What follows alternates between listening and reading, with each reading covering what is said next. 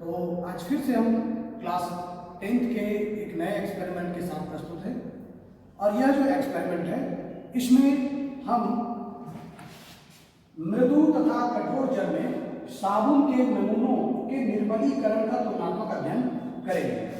इसका मतलब है कि हम जानते हैं कि घर में जब कपड़ों की सफाई करते हैं तो किसी जल में कपड़े जो है बहुत अच्छी तरीके से साफ हो जाते हैं और किसी जल में जो है कपड़ों की अच्छी से सफाई नहीं हो पाती।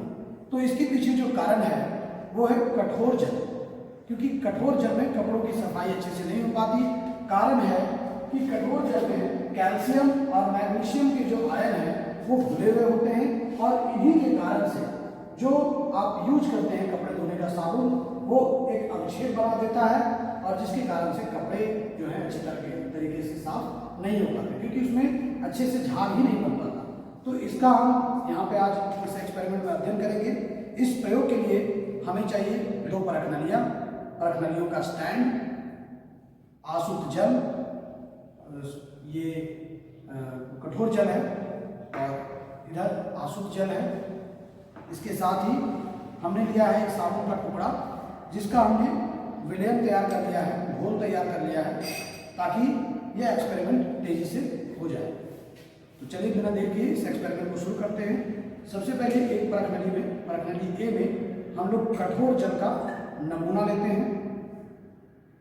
यहाँ इस बात का ध्यान रखना है कि जितनी मात्रा में हम कठोर जल लेंगे उतनी ही मात्रा में हम आसुत जल का भी प्रयोग करेंगे।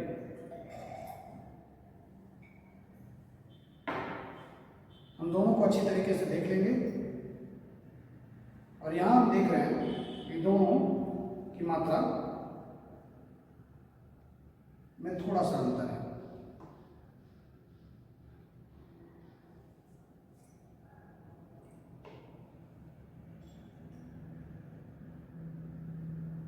तो यहाँ पे हमारे पास परख नली ए में कठोर जल है जबकि परख नली बी में आसुत जल है।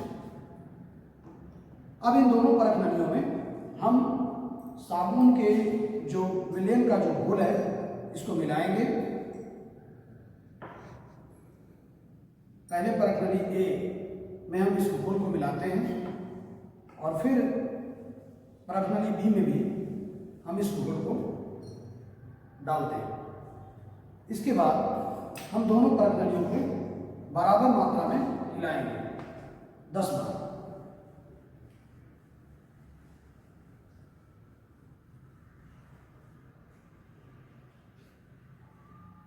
अब हम इसमें बनने वाले झाग को मापेंगे।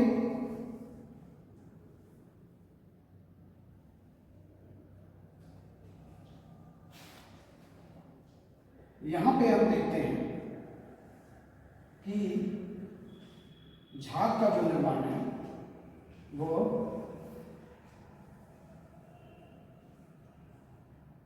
1.5 सेंटीमीटर हुआ है।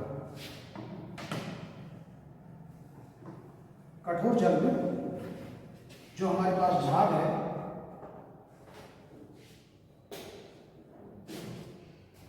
कठोर जल में हमारे पास 1.5 सेंटीमीटर झाग बना। अब आसुत जल में हम इसको 10 बार हिलाएंगे।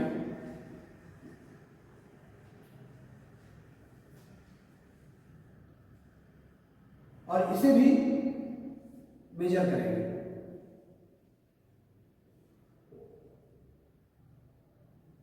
जब इसे हम मेजर करते हैं तो हम देखते हैं कि इसमें जो झाग का निर्माण है वो लगभग 4 सेंटीमीटर होगा।